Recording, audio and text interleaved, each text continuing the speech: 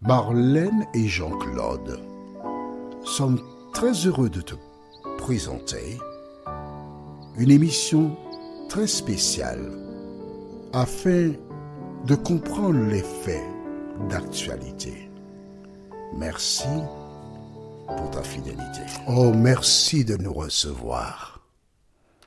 Merci d'ouvrir ton cœur à la parole et de trouver cette joie qui ne se trouve qu'en l'Éternel, le Créateur des cieux et de la terre. Rappelle-toi, nous sommes toujours en train d'étudier ce thème qu'est le pardon. Tu réalises que c'est un sujet qui est vaste, avec beaucoup d'implications. Nous avons vu précédemment « j'avouerai ». Aujourd'hui, nous voyons « tu m'entoures ». Nous avons deux références bibliques. La première, c'est Psaume chapitre 32, les versets 6 et 7. Puis, Psaume 34, les versets 5 jusqu'au verset 8. Psaume 34, les versets 5 à 8. Avant d'aborder le thème, prions. Notre Seigneur, notre Dieu, grande est notre joie de découvrir partiellement ce thème qu'est le pardon. Merci pour tous les changements que tu as opérés dans nos cœurs et dans nos pensées. Et merci encore, Seigneur, de nous conduire cet esprit dans toute la vérité. Et que nous puissions, au terme de ce moment passé en ta compagnie, grandir. Nous t'avons prié au nom de Jésus et pour ta gloire éternelle. Amen. Rappelle-toi, nous avons vu que le psalmiste déclara « Je t'ai fait connaître mon péché.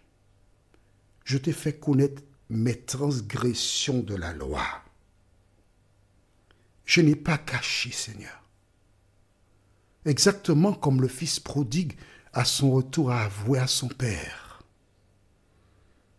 Et donc la suite de ce verset que nous avons vu précédemment, le verset 5 déclare « J'ai dit, j'avouerai mes transgressions à l'Éternel, et tu as effacé la peine de mon péché, ou encore tu as pardonné mon péché. » C'est tout ce que Dieu te demande. Ne va pas raconter tes affaires aux gens. Dis tout à Jésus. Il y a une chanson que j'aime énormément qui dit « Es-tu lassé, rempli de tristesse ?» Dis tout à Jésus. En disant tout à Jésus, tu as la certitude qu'il n'ira pas raconter aux gens tes affaires. Le verset du jour, une fois qu'il a avoué à l'Éternel, que se passe-t-il? Nous avons vu qu'il dit au verset 5, tu as effacé, pardonné. Et quand Dieu pardonne, c'est quelque chose d'extraordinaire. Reste avec nous, d'accord? Va jusqu'à la fin de cette série et tu verras de manière concrète comment Dieu agit à l'endroit de celles et ceux qu'il a pardonnés. Lisons maintenant le verset 6 et le verset 7. Qu'ainsi, tout homme pieux te prie au temps convenable. Amen. Pourquoi tu vas voir quelqu'un pour lui demander à Dieu pour toi? La Bible te dit au verset 6 du livre de Psaume chapitre 32, qu'ainsi, c'est-à-dire, voici un exemple, que tout homme, comment pieux, quelqu'un qui recherche Dieu, quelqu'un qui a mis en pratique ce qu'a dit la parole, écrit dans le cahier, Proverbe 28, verset 13. Ah, je te fais écrire, mais c'est pour ton bien, t'en fais pas. Et ce n'est pas la première fois que je cite ce verset, mais je le dis à nouveau, je le cite tout simplement parce qu'il y a de nouvelles personnes, il faut qu'elles comprennent, pour qu'elles soient au même niveau que toi. Dans Proverbe 28, verset 13, La Bible déclare, celui qui cache ses transgressions ne prospère point, mais celui qui les avoue et les délaisse obtient miséricorde. Donc quand tu es passé par cette case-là avant, tu as fait le nécessaire. À ce moment, tu vas prier l'Éternel, pas un homme, mais l'Éternel lui-même. Qu'ainsi tout homme pieux te prie au temps convenable. Le temps convenable, c'est quand? C'est maintenant. Quel que soit le lieu où tu te trouves, et Dieu se révèle à toi, tu dois répondre à l'appel. La suite du verset déclare, si de grandes eaux débordent, elles ne t'atteindront nullement. Tu es un asile pour moi. Tu me garantis de la détresse. Tu m'entoures de chants de délivrance. Magnifique. Relisons au verset du même chapitre 3. Psaume 32, verset 3. Tant que je me suis tu, c'est ce terrain, je n'ai rien dit, j'ai gardé mes affaires pour moi. Mes os se consumaient. Je gémissais toute la journée, car nuit et jour ta main s'apesantissait sur moi. Ma vigueur n'était plus que sécheresse comme celle de l'été. Aussi longtemps que tu gardes le péché, aussi longtemps que tu restes sur ta position, éloigné de Dieu, rappelle-toi, dans la parabole du fils prodigue, le père déclara, mon fils était mort, il est revenu à la maison et ainsi revenu à la vie. Aussi longtemps que tu gardes ça pour toi, tu es malade. Mais une fois que tu as ouvert ton cœur à Dieu, le verset te dit, la fin du verset 7, allons, lis. Est-ce que tu as lu déjà? Bon, d'accord, je lis. Tu m'entoures de chants de délivrance. Ah, quel grand secours d'être toujours protégé par Dieu même. Ne craignons rien. Il fait tout bien, il nous garde, il nous aime.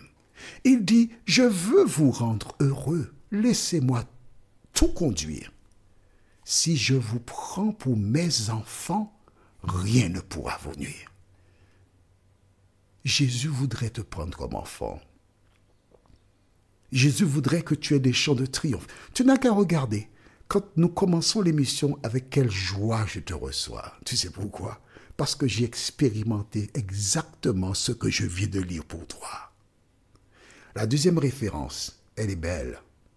C'est juste à côté, dans Psaume 34. Et nous lisons à partir du verset 5.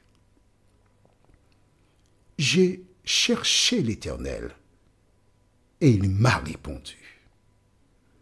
Il m'a délivré de toutes mes frayeurs. Quand on tourne vers lui les regards, on est rayonnant de joie et le visage ne se couvre pas de honte. Quand un malheureux crie, l'Éternel entend et il le sauve de toutes ses détresses. Amen. Toutes ses détresses. L'Éternel entend. Et un auteur rédigea une chanson qui dit « Jésus m'entend ». Lorsque par la prière, je vais à lui sans crainte et sans effroi. C'est mon papa qui est là, oui. Eh bien, mes amis, je vais à lui sans crainte et sans effroi. Avant même que je me déplace pour aller vers lui, il sait déjà ce que je lui dirai. Il connaît ma situation. Il connaît mon cœur. Il sait combien je reconnais mon erreur. Et le simple fait d'être en contact avec lui, ça fait du bien. Mais lisons la suite.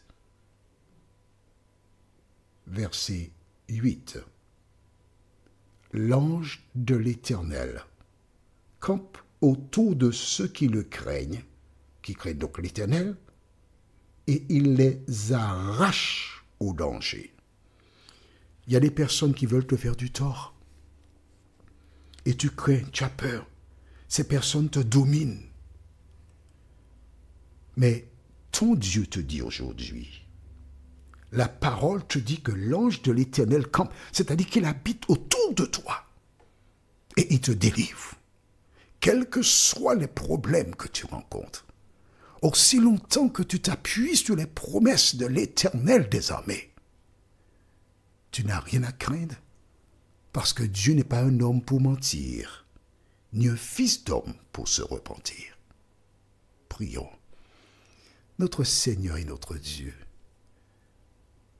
beaucoup de personnes souffrent et sont suivies par des psychologues ou d'autres spécialistes, alors que la solution à leurs problèmes, c'est d'appliquer la parole dans leur cœur et dans leur vie. Seigneur, merci pour la parole.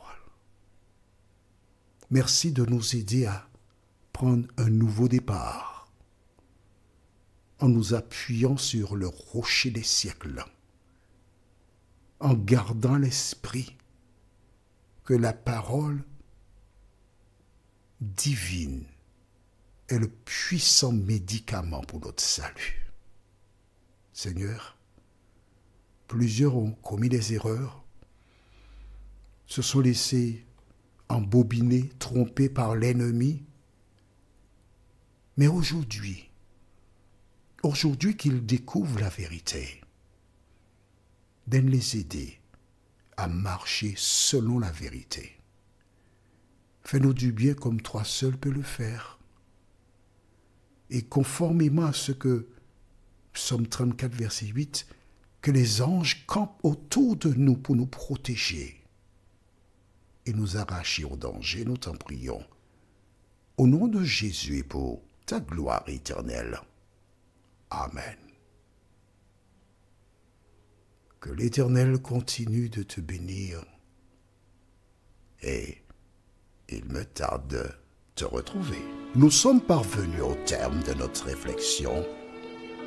Si d'aventure tu as une question, il te suffit d'envoyer un message par le biais de WhatsApp au numéro suivant, plus 596 696 88 93 93.